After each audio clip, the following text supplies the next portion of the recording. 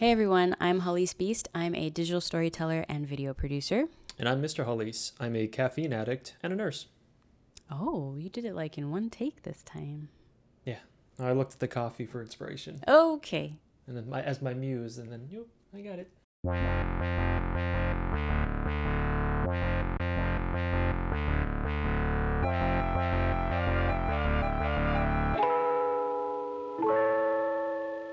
This is the Beastcast, your favorite aunt and uncle talking about married life and things like such as.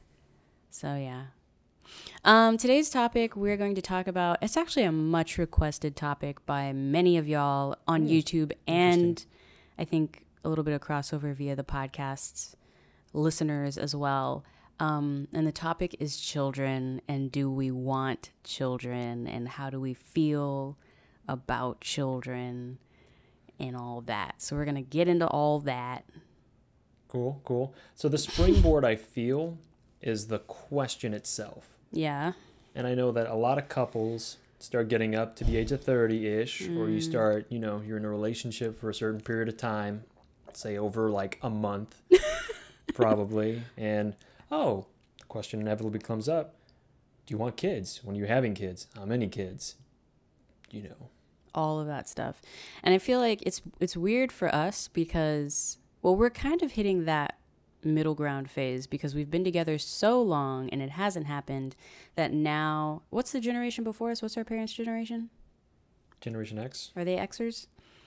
The boomers, the Xers are like, oh, wait, maybe we should stop asking because it's been a few years.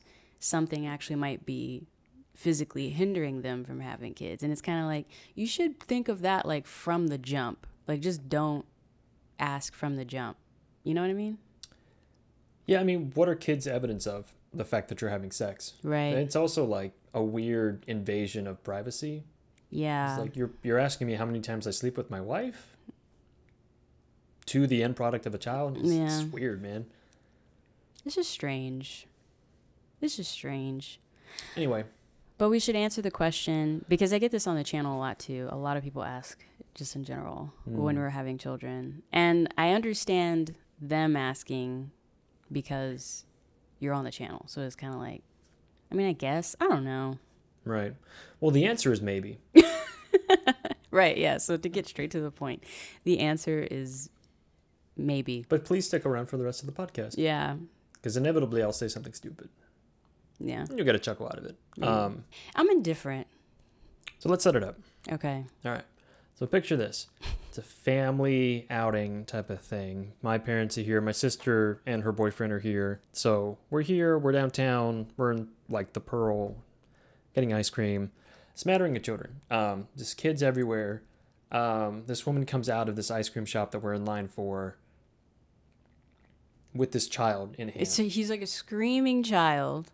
Like, just wailing at the top of his lungs. She goes to her spouse and says... She just like, throws him at the spouse. He's being a murderer. She's like, he's having a full-on meltdown. Take him. And just, like, throws him to the husband. She returns inside the store. Yeah. And then we are left with just this beautiful vision of a child essentially, like, imploding. And it wasn't even just, like... Because that's the other thing. I've been around kids that are having tantrums or whatever. The last couple minutes. Because they go at 100 and they burn off some calories pretty quick and it just tapers down, That's what the experts say too. That is what the experts say. Let them burn it off. Let them burn it off. But this kid was wailing. No. For like 10, 15 minutes. No. Wailing, just screaming the word no over and over again. No. And it's just kind of like, what? No. Stop. And he's going like back and forth. And like you turn back and he's kind of pushing off his dad, and the dad's just kind of like corralling him in. Yeah, but then there's like older kids. I don't know. It was a lot of children. I don't know if this was like a family gathering of multiple cousins or something. And so like the other older kids are starting to be like, you're annoying, and like poking at him too. Like it's just a mess over there. Like it's a mess. All right, so that's like center stage, right? Cue the other actors. Yeah. So then we make it into the ice cream store, and there's a girl at one of the tables. And keep in mind, this is a small metal building. So it's very echoey, you know. It's got great acoustics. And this girl is just screaming, like just to scream, I think. I could not tell if something was, like if she was upset about something, you know, who has wronged you? Did you not get ice cream? As far as I could tell, she got the ice cream. Or if, you know, there was some sort of like mental difficulties with her. Sure. That's all. She seemed able-bodied and fine. But yeah, just like screaming. And it was to the point where the servers serving ice cream were like, you know, they were getting at their wits' end with it, you know, because we don't know how long she's been in the ice cream. It's a small location. It's just a lot. We left the shop. It's a lot. Door closed, and you could still hear her screaming. Yeah, outside of the ice cream parlor. And it's just a lot. That's just all I can say. That's all I can keep saying is it's just a lot. So that's kind of what prompted this. But I mean, so my question, like the whole podcast thing, we're not trying to offend people. We're not trying to ask, you know, why would people ever have kids? Or like, you know, people are dumb for having kids or whatever. No, that's not true. Y'all do your own thing. We're just kind of live your best life. Working around this ourselves. So you've prompted me in the past couple months. Yeah. Whether we would actually have kids. Yeah. So why would you, and you actually said maybe we do have kids. Why would you, what would make you think that? So now that I've actually been thinking about it, I think I can only come at this from like the female, you know, baby making perspective, right? Where whether you like it or not, people kind of, there's a social thing about like, you only have a certain amount of time to have children. Right. So it's more of this, it's more of something that I think is always in the back of your mind, just aging. Like you just have to be a lot more aware of your age and all of that. Even though now, you know, medicine is getting better, all of those things are getting better. I know a lot of women that have not had children until well into their 30s. My mom didn't have me until she was like 34, I think. 35? Nearing advanced maternal age. Yeah, sure. Whatever. What the doctors call it, you know. But you are sort of taught to be very conscious of it. And it is something that just, I think as women, it's in the back of your mind. Even if you don't want children, you're still kind of thinking like, well, but if I ever do want them, I got about, you know, right now I'm 28. So I'm like, you know, I got about realistically another 6 years or so. And it's kind of like you just have to think about it, you know. And so for me, I'm always just, I don't know, I'm just aware. And the other thing too is, you know, as we're complaining about these children or whatever, you're very good with kids and you're very supportive. So I think which is surprising because yeah, you don't really like them, but you don't dislike them either. You're just, I think when kids look at you, they're just very, you're so neutral, and that neutrality to children is just nice. So they're just like, oh, I can sit on your lap and you're okay with that, or I cannot and you're not going to judge me about that. Either way, you're just there. And I think kids like that. But you're really good with kids when you do engage with them. And you're also a very good partner. And so I think on a primal level for me, especially as like heterosexual woman, whatever, having a partner that just seems like they're going to be very involved and helpful in the child rearing process kind of makes you want one in a very primal way. When I am in my right mind, I don't want any. But when I see you engaging with Cedric, and like you always seem the most handsome to me when I see you like in a caregiving or caretaker kind of role. I think that's just attractive, like primally to women. I'll just stop working out then. I mean, I would also appreciate you staying in shape. Amen. But it also helps to know, I think it helps me to know subconsciously, like in the Maslow's hierarchy of needs, you know, I have security. I have security in like emotional stability with my partner. You know, if the shambles weren't in full effect, I mean, having a child wouldn't be financially very okay, but we'd be all right. It would just kind of suck. You know, it wouldn't be like we're destitute. It would just be like, you're kind of expensive. Kids are expensive. Annoying. They get sick all the time. Yeah. So I'm afraid that I'm afraid like it's going to be a mirror. Like it's going to be a reflection of my ability to care for this other human being. You know, so let's say they turn out to be terrible, or even at the age of like 3 or 4, they're throwing a tantrum in a restaurant, or like they're screaming because they can't, I don't know, they wanted something or whatever. And it's like, you know, you just deal with that, right? As a parent, Right. you're probably just dealing with it. But, you know, people are judging you all the time. Or let's say that your kid turns out to be a serial killer or something. And it's like, well, is that a reflection of me and my parenting? Maybe. Yeah. And then the other thing that I'm concerned about is, you know, like I'm still selfish with time, right? Like I like enjoying time with you. At times we have our own time where we decompress after work or something. I mean, if we have a kid, it's your life is kid centered. It's kid centric. It's like, you know, when the universe was first theorized, like, oh, you know, we're at the center of the universe. No, I'm sorry. It's just a giant baby in the sky. And all the other planets are revolving around this baby. And that's going to be our lives. Yeah. And then lastly, like, I know it's always like a small chance, but like, what if the kid has like a disability, you know, and that I know, you know, it's your kid, you're going to love them no matter what, but this is how like self-centered and selfish I still am. I think about that scenario and I think, I mean, that's you literally the rest of your life will be caring for that kid. And then the fear also, which I've seen parents who are parents of kids with varying degrees of disability, is, you know, the fear becomes once they keep getting older, what happens to my child when I pass? Right. And that's something that's so like depressingly hard to grapple with, because it's like the idea is, as a parent, which I've heard my parents say many times, you know, like, you're supposed to bury us. Right. We're not supposed to bury you.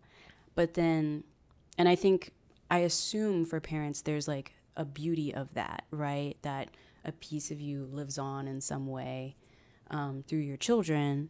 But then to have that piece of you that's living on and not quite know if they're going to actually be okay once you're gone, I don't know. It's a lot of responsibility and sadness that I don't know. That's just something I worry about. But people always talk about having kids like it's like buying a scarf. It's like, why don't you have a scarf yet? Yeah, they do talk about it very matter of fact, like, oh, you know, you just go out and you just have one. And it's like, I mean, sure, I guess. Most people do. There are people that just have kids. Yeah. Right? And it's like, just because you can have them doesn't mean that you were ready for them or that you can manage them or that you're a good parent. Yeah. But just because you are biologically capable of having kids does not excuse you from being, I don't know if we're cursing on this or not, but for being a shitty adult. Like, I mean, it doesn't. Because then it's like, you're terrible with your kids, you're raising terrible people. It's a sad, vicious cycle. They have to overcome your terrible parenting in order to like become anything. Mm-hmm, mm-hmm. I think that's another reason, though, why we haven't had children. What? I just had almost an epiphany. So what if, like, we're annoyed at kids, right? And we're like, we don't really like kids-ish, right? Uh-huh. What if we're not, like, what if it's, like, the kids are just a front? What if we're upset with terrible parents? And then we're afraid that we're going to be terrible parents. Oh, I'm terrified of being a terrible. So that was going to be my next point. We're just working through stuff today. That was going to be my next point, is that I think I'm a pretty good aunt, but I know the reason why I'm a good guardian, right? And I know the reason why I'm a good guardian with at least my nephew anyway is because I don't deal with him every day. Right. Right? I know that I'm going to spend time with him, and I mentally prepare myself to spend time with him. I make sure I get enough sleep. I make sure I don't have any work to do. Like, I clear my schedule if Antoinette and Alex tell me, like, hey, can you come in and grab him, you know?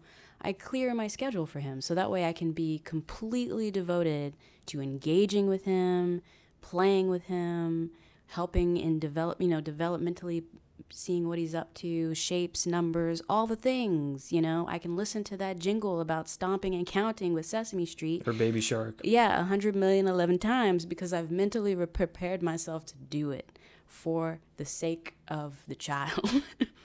And by the time I give him back to them, I'm done. I don't need to see him again for another week. I usually like to see him at least once a week. But yeah, I do not think I would be a good mother. I do not think I would have the mental capacity or the patience or the time. I mean, I disagree, but... to be a good mom. I guess... because there's no one else you can fall back on. It's just you. The buck stops with you all the time. But you still have a career. Like, I'm working.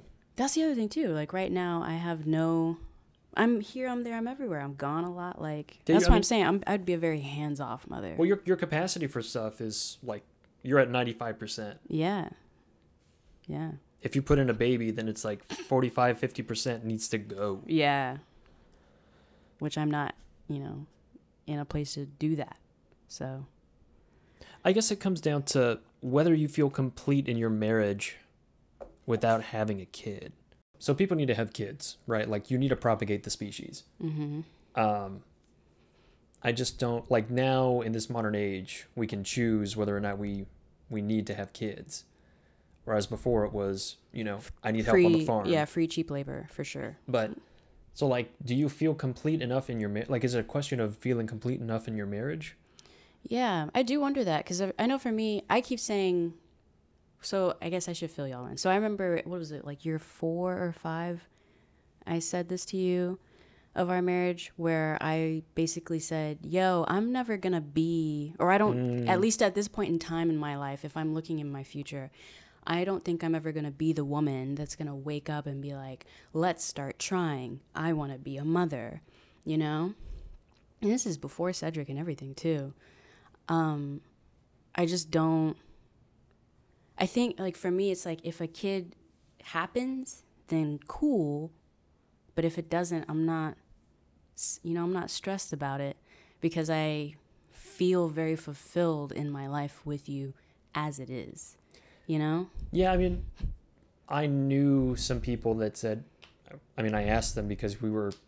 Yeah, the conversation came up, and it was, like, appropriate for it to come up. Why would you want a kid? Yeah. And they said something along the lines of, well, you just feel that love, and you just kind of want... Like, you feel like you have too much love, and that you can just keep giving that love or something.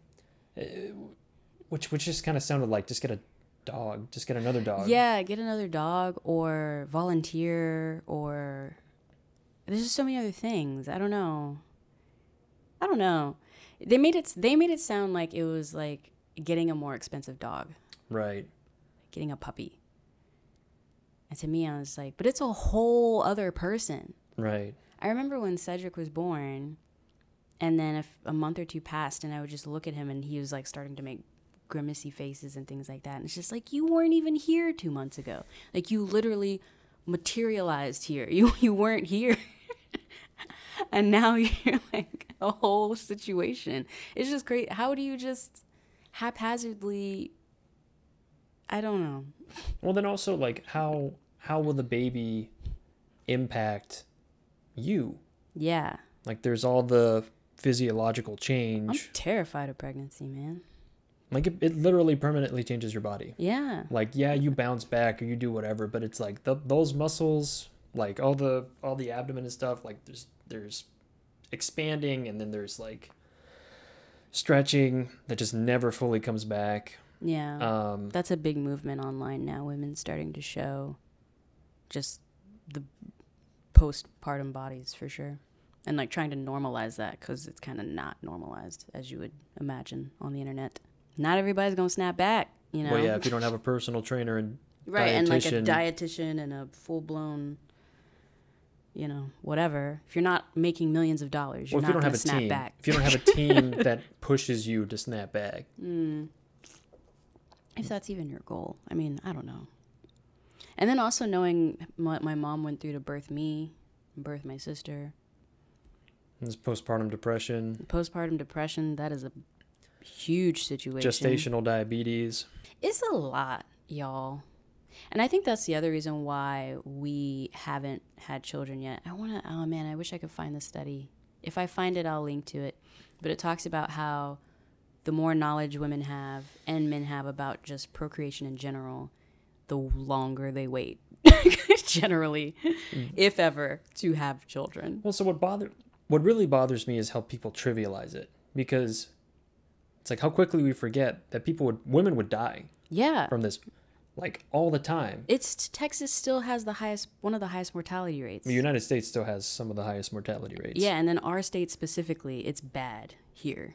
We are terrible. So with protecting mothers when they're giving birth, we are terrible. And then there's the whole, like, how much control do you actually have during your birthing process? Yeah. Excuse me, I can't speak for every doctor, but I have heard through the grapevine that it's like, you're not giving birth in the middle of the night. Even if that would be the better progression for you. You will give birth whenever the doctor feels like it is most convenient for them. So they will induce you whenever. Between the hours of 8 and 5. And then there's the whole cost, and it's not just, the cost throughout the life of the child, but there's a cost like at the very front end. So vaccinations, doctor's visits, the birth itself, right? Clothing, food, diapers, right? If you give birth vaginally, or if you have to have a cesarean C-section, like there's so many different variables that can greatly raise, drop. Episiotomies. Yeah. You will rip through portions of the vaginal tissue from the V to the A. Yeah. That is a natural thing. It can either rip or they will cut. What are they, like, what? Yeah. And it's graded. So, like, it could be like a small tear or like a super tear, or like I can see your colon tear. Yeah. Like no one like, it's like, oh, but that's because we wanted to have kids. You just ripped stuff. Yeah. There's parts of you that are exposed that should not be exposed. Yeah. It's a mess, y'all. This is crazy. I just, that's why I told you. It's living inside of you. It is stealing nutrients from your blood and your body. Yeah. So I think the reason why we both haven't had children, or why we both are very, on having children, is because we know a lot about every process of having a child, whether it be from trying to conceive and how to do that as quickly as best you can, guarded there's no major physical factors, right, things that you can't control, right. And then also, like, first, second, third trimester on my channel, I've done a lot of women's health topic videos and things like that. This is all just stuff that I was curious to know, because to me is like, okay, well, as a woman who is a married woman, I should know what this process is before I go through it. So I know a lot about birth. And it's funny because I remember when my sister was pregnant with Cedric towards the end, she was like, oh, when you're ever thinking about having a child, just do it. Just don't look into it because there's so many things people don't tell you. And I told her it's too late. I know pretty much everything. Like, I know the worst of it and I know the best of it. So. Right. And that's also the advice that we get from a lot of people. It's that a lot of people say that. They're like, just don't look into it. Just do it. And it's when do you know that you're ready to have a kid? You don't. You're never ready. You just do it. I'm not ordering dessert. I'm like, should I have dessert? Just order it. It's also a weird flip, because when you're younger, everybody's like, don't be fast and loose. Be careful, all these things. And then you get married and everyone's like, throw caution to the wind. And it's like, right. No. Have babies. Have lots of babies. I'm not throwing caution to the wind. I'm a responsible human being. I'm also just painfully aware of how much my mom and dad sacrificed for me and my sister. I'm so painfully aware of that. And it's just, and I'm not even saying that like they did it, out of malice, or like, oh, this is so terrible to sacrifice for our daughters. Like, no, it's just, it's hard not to see it and then, have a prototype for good parenting and know, like, I know how much this takes to do this well.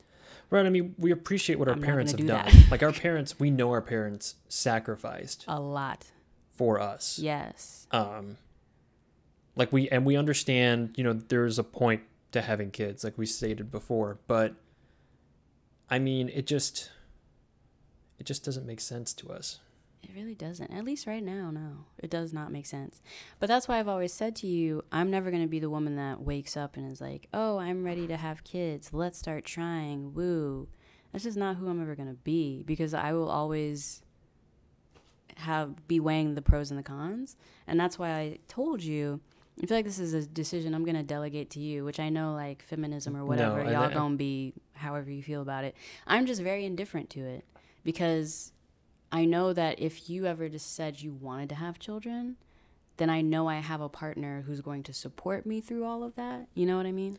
Yeah, but then we get back to the impact on your body. Right. And it's not my body. So I can't say, oh, let's have a kid, but I'm not going to carry it. You're going to be the one carrying it for 9 months, suffering through all of that. Like, that's not my decision to make. It's always going to be a decision between us. Yeah, I don't know. I guess for me, I'm more just like, if your mind ever changes, let me know and we can start talking about it again. But we already talk about it pretty regularly. Right. We still do.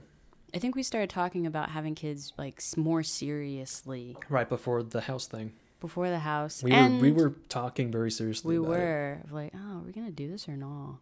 And then also starting after like year 2 or so of marriage, every couple, like 6 months or so, we'd have another serious conversation about it. Like, well, where are you in your life?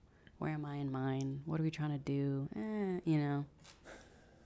And this is not, I don't want to say, or I want to remove this argument from it where it's like, oh, you know, the two of them are just millennials. Oh, and they don't is that an argument people make? Well, it's like, you know, they don't want the responsibility. Because it's a lot of it. Where it's like, we understand the responsibility. We're not shirking it. We're godparents to our nephew. Well, I know too, because even you didn't even quite take that question very seriously when Antoinette and Alex asked us if we would be their godparents. But I was like, no, we need to like think about this for a minute. If something happens to them, he becomes our child. Mm-hmm. We need to talk about this. You know, like, this is serious. At least, well, military family for us, godparents are basically a second set of parents.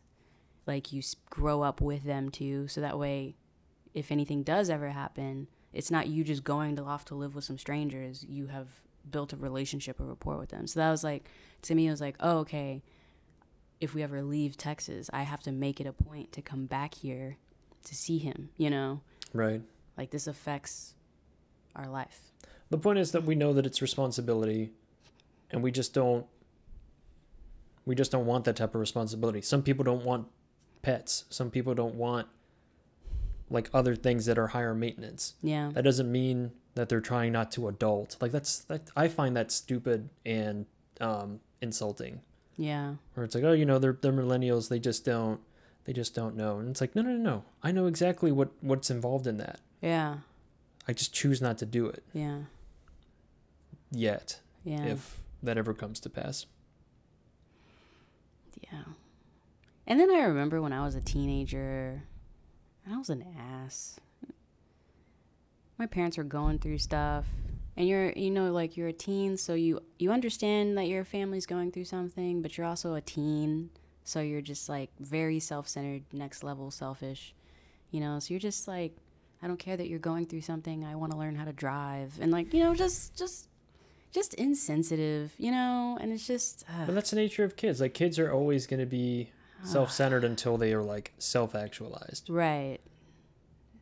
But that takes, like, 25 years. Yeah, totally. For the frontal lobe to develop enough where they can, like, ration stuff out fully.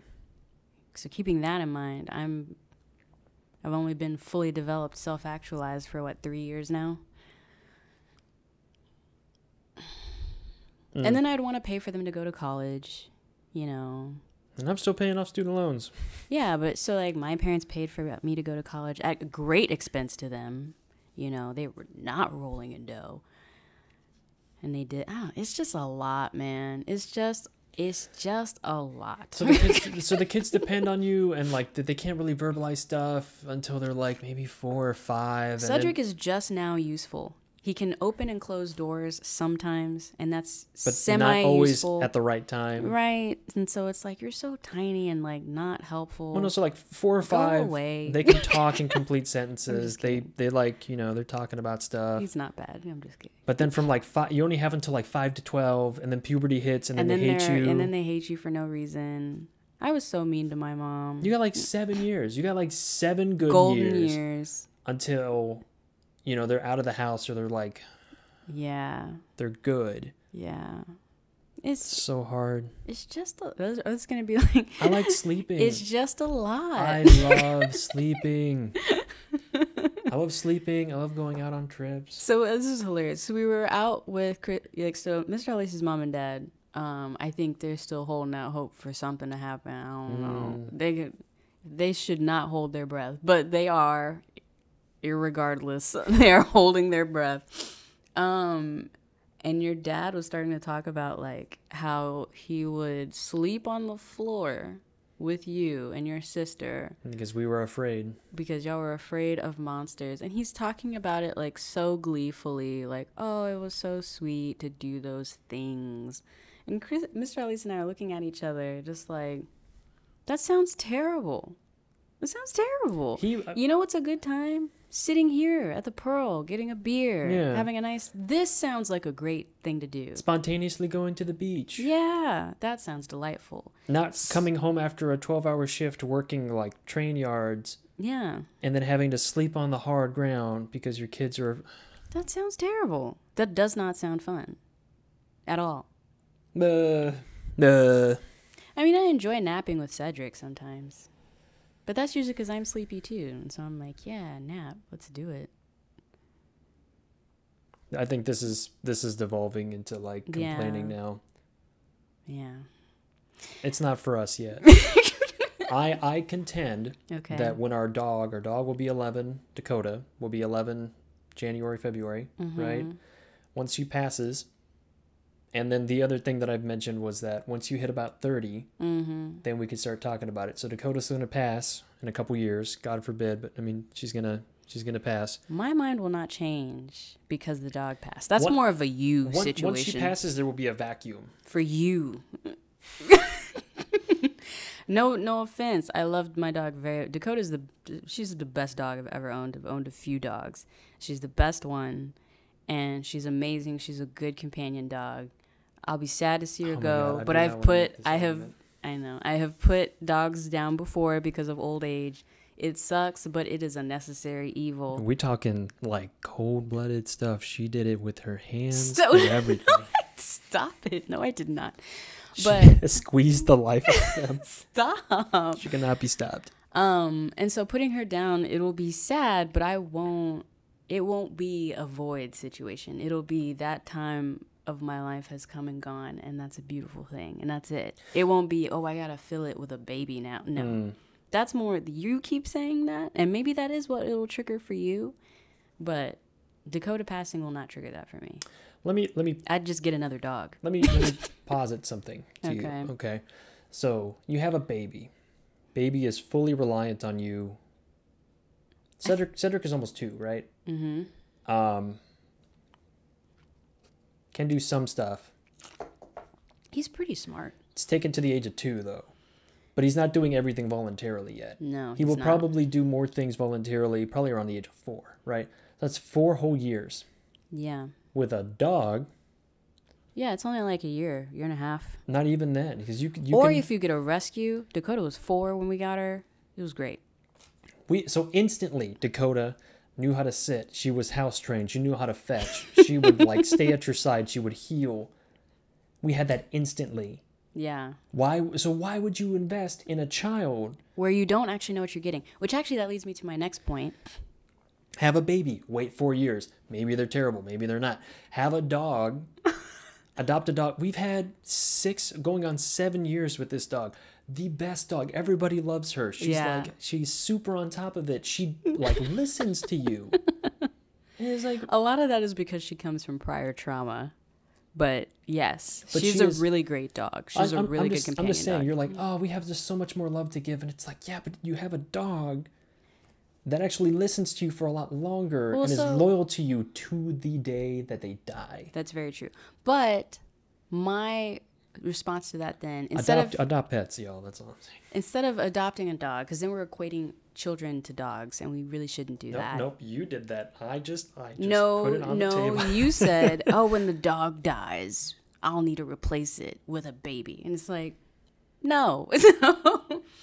I think, why don't you just... So, to me, it makes way more sense to adopt. I knew you were going. I knew where you were going. To me, it makes way more sense to adopt. I don't need a child to be biologically mine to love it. I don't need that. That's true. And so to me, it's like making that argument, why don't you just adopt a child and you know what you're getting into, you know? Babies aren't that fun. For the first, Cedric Again, got 2 years. Yeah, well, Cedric started getting interesting like around 6-7 months, because then he can smile back at you, like starting to recognize your face a little bit, all that kind of stuff. I enjoy being around kids that are around like 5. 4 and up, where they can communicate somewhat effectively. You can begin to have semi-rational conversations with you. They can at least explain how they feel, more or less. And I enjoy that. I'm excited for Cedric to start getting to that age. I feel like he'll be so much fun. I but like also Pokemon, but yeah. only this Pokemon because it's a water type and it can fight this other thing. Yeah, and they just okay, run sure. on sentences to the Which Pokemon 100 million are you? trillion. I'm that thing. Oh, but that's not the good one. You're not even. It's like I'm the thing with the thing on its head. So my thing is like, then just adopt it. I feel I could see myself adopting children more than birthing children. So then, oh man. But I know you're like, no, this is why I'm a monster. This is why I'm a monster. If we're gonna have kids, they might as well be biological. And I'm just like, why? That's the selfish part of it, because and then it's like, yeah, someone who doesn't have to birth kids would say that. So this is my problem, right? Again, excuse me. The trivializing of childbirth. Editing this is going to be ridiculous. You're going to have to cut. I told you you're going to have to cut a lot of my stuff. Anyway, so like trivializing childbirth. People just pop out kids. People pop out multiple kids, don't care about them, or like can't take care of them. And so then they go to the state, right? Or like any other thing happens and then they end up going to the state. Yeah. You have all these kids. So it's like, why? It's like, oh, well, why don't you have a kid? And it's like, well, we may not be ready. Oh, well, you don't know if you're going to be ready. No, that argument doesn't work, because there are hundreds of thousands of kids that are homeless or that don't have parents because their parents were unfit. Why wouldn't you just adopt? And then the selfish part of my brain is, well, those people, like these figurative terrible people, were able to procreate. Mm-hmm. So why can't you and I know would be better fit would parents. We would be better fit parents. We're financially stable, like sparing all this other house stuff. Mm-hmm. We're competent. It's a big thing. Competency is a big thing. It's overlooked at times. We're responsible. You know? Yeah. So like let's just adopt one then. I know, but I'm just saying. It's the same thing. So you talk about we have dogs. these good traits, so why don't we just meld the good traits? Oh, okay. Superior genes? Yeah, is that what you're getting at? All these other terrible people were able to like procreate, and then so it's like the cuckoo bird, where the cuckoo bird goes into the nest. This is so insensitive. This is so insensitive. I know I gotta finish the analogy now. So it's like the cuckoo bird. So it goes into another nest, kicks out one of the eggs, lays its egg, goes away, and then these other parents raise up this cuckoo bird, and then that ends up kicking the other like baby birds out of the nest, and then the parents end up like raising this cuckoo. Love, you going to hell, man. This is a whole mess. You talking about kids and cuckoo birds. That's the title of the podcast. I am black. Kids and cuckoo birds. I am saying that it's the parents, the terrible parents, that make child rearing seem so terrible. I mean, borderline, it's a lot of effort to invest. Yes. But I don't see the gain. I don't see the gain either, but I'm not blaming the kids. I'm blaming the parents. Yeah. So like my ire is directed at them. I don't see the gain in biologically birthing children. I do, but oddly enough, I see the gain in adopting children. Okay, then surrogacy. I don't know why. Surrogacy. That seems like having your cake and eating it too a little bit to me. There are people who... I mean, if you got the money, like I think if all women could afford it, right? A lot of women would probably opt for it, right? Right. So, hey, I know I probably can't afford surrogacy, so. Also, I mean... And then you're oddly controlling another woman who's having your child. It's just right. There's just some weird kind of slave-ish on. I don't know. It's weird. This is not going to be a popular podcast. No, not in the slightest. Look, even like looking at it from the selfish point of view, you can skip a lot of the ridiculous part, which is when they're first born, they're just pooping and peeing and crying and sleeping. And you get to the interesting stuff when they're like 3 and 4, just trying to make sentences and do things and run around. And it's been like 40 minutes. Yeah, I need to stop it. No, just like, what are we concluding? Like, what was the point of this aside from just us venting? It's discussion. All we do on the podcast is discuss the topic. We don't have to conclude anything. But then it's not like constructive, you know? Like, what are people tuning in for? Because they just want to know how we feel. Hold on. But I'm a terrible person. They're going to realize it. I mean, this is a hard episode because unlike other topics, there isn't really a middle ground. Either you have them or you don't. So, well, go ahead. No, go ahead. I'm sorry. Well, the only middle ground with this topic is you have them, you don't, you wait. This is always our advice. We're so neutral. Because it's like, yeah, we're not going to tell you whether or not to have kids. We're not trying to tell them whether or not. We're just saying, like, are we going to have them? And the answer is we don't know. Well, I'm just saying, like, we're not going to tell people whether or not to have kids. Mm-hmm. We're asking other people not to ask us whether or not we're going to, like, not to pressure us whether or not we're going to have kids. We're going to have kids if we have kids, right? Right. That's the other thing. I might not have kids just out of spite. Spite of what? Spite of whom? People asking me. It's not a good reason. But it's true. Stop asking me. Well, no, so, I mean, this is just our opinion, you know? Like, we don't see necessarily the innate value of having children. But that doesn't mean that they are without value. That doesn't mean that, you know, seeing this thing grow from like this helpless mass into an adult human, you know, I mean, there's value in that. Sure. It's like a valiant effort, you know, like it's a worthwhile cause. There's just all these other things that come along with it that make it relatively undesirable. And some people choose not to focus on that. Some people do a terrible job managing it. And some people see all the negatives and don't have kids. Yeah. And I think that's what it is. And I think you can lump us in the latter group. Yeah. I don't know what's ever going to like change our mind though. A whoopsie poopsie. A whoopsie poopsie kid? A whole basket full of whoopsie daisies.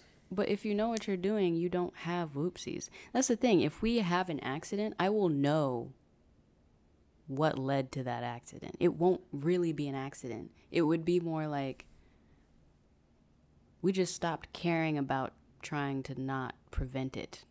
Unless I'm shooting blanks. But you know what I'm saying, right? Like we've been at this not having kids thing for how long now? 8 years? 7 years. Sure. So we've been at this not having kid thing for 7 years. Oh, yeah, 8 years, I guess, sure. Yeah. It's literally science. So, like, I don't understand when people say to me, it just happened. Like, what do you mean it just happened? Like you were asleep. Like you weren't there. What you mean? I stepped on gum and had a kid. Yeah, like, what? No. I sneezed wrong. And I was like, no, that's not how it happens. Y'all were both there, especially the dudes. When dudes be like, what do you mean you're pregnant? What do you mean, what do I mean? You were there. Like, I don't think we will ever have any accidents. I think we will just hit a point in our lives where we will stop caring about trying to prevent it. I'm just worried that you jinxed us now. It's like, I don't know if we're going to reach a point in our lives where we're not going to have an accident. And then next month it's like, accident. If we ever had a child, I might pull I forgot what her name is on YouTube. She like dipped out of YouTube for a smooth year and a half. Didn't tell nobody nothing. Just popped back up. and was like, I had a kid. They're 1.5 now. We're going to keep doing beauty tutorials. Like, it's just never. Like, low key, that would be me. I wouldn't like disappear, but I would shoot myself in a way. Like, I feel like if I'm going to go through the intensity of having a child, then I want to keep the joy I assume that personal. I will feel about that to myself, for myself, as long as I possibly can, before other people start inserting what they feel my child should be or aspire to do or whatever. Yeah, it's amazing how many people graduated from med school with like a degree in obstetrics once you become pregnant. Like, everyone has an opinion, a valid opinion. Right. Everyone becomes this, like, it's just your body isn't yours anymore. And then also the pressure of just like, I would try to keep my pregnancy a secret from your parents as long as possible. Because I just don't need that kind of intensity in my life. I'm on that boat. I bought a room on that boat. Yeah. I got a job on that boat. I'm on you. Yeah. I'm on that boat. I don't need that kind of intensity in my life. You know what I'm saying? Oh my God, well, what are you going to name? Oh, the names. And then the names naming, of the thing. And it's just, it's a lot that I don't want to do. It's a bundle of developing cells. It ain't got no name yet. Yeah. It's just here. It's just chilling. Chill. You know what I'm saying? It's a lot, man. People touching your stomach and stuff, and it's like, go away. It's like touching your. So yeah, it's so you're touching on an interesting topic. I'm sorry, you're touching on an interesting topic where people are exerting influence on your body. Yeah. 1 on our private life, and then 2 on our body. Yeah. Our body, your body. Yeah. It's like, you got wide childbearing hips. And say, why are you looking at my wife like that? Yeah. I think if we lived in a vacuum of some kind, I would probably be a lot more for it. Like, I would probably have more of a definitive, I want them. But I'm also kind of weird in that if we have one, then we need to either adopt a second one or something. Like, we can't just have one. I don't know why I feel strongly about that, but I do feel strong about that. Like, either we have children, and I don't need to birth all of them or nothing. But there can't just be one. Because having a sibling teaches you so much. Y'all, I hope you got something out of this. I don't know if you just like the sound of our voices, or yeah, that was a mess. You're just tuning in for Hallease, which I appreciate anyway. And it's like, well, that other dude's there this time again. It's like, yeah, thanks for being here. Just saying. In the comments below, amen. Keep it Christian, y'all. Keep it Christian. Go ahead and drag us, though, because, you know, like, critique is good. I know I'm a monster. You're telling me stuff I already know. Go ahead and drag us. It's fine. Maybe, you know, like I said, we're that aunt and uncle. And then there's the fetishizing because we're a mixed race couple. Yeah, that's the other thing, too. I always feel like people... See, that's a whole other conversation. I feel like people just want us to have kids because they want to see... such cute babies. And they mean that in the interracial, fetishy kind of way, not just the universally all babies are cute way. So everyone does that, and it's just like... I think that's another reason why it's, for me, it's like borderline spite. I'm not having one, just out of spite for everybody. Anyway, in the comments below or wherever you're listening, shoot us a voicemail. Go ahead and drag us. You know, if you're a parent listening, why? Why did you become a parent? In all seriousness, like legitimately, why did you become a parent? What pushed you over the edge to want children? Or was it something that just inherently you always wanted? I've met people that it just came later on in life, something clicked, and they were just like, I don't know. Just wanted them. And then I've met people that that's fine. From the day they were old enough to understand what children were, they wanted them. So, you know, it's fascinating to me. I'm always curious to hear. Or you could argue that the male agenda has always been that since a woman is born or since a girl is born, it is pushed into their brain that they need a baby. Right. Ooh, that's a whole nother episode. It's all the patriarchy's fault. If you want to hit us in the comments with that patriarchy stuff, go ahead and do that too. We out. Get in the corner. We'll see you next week. It was good to meet you. Bye. It was good to meet you. I'm Bye. kidding. I don't know if that's right.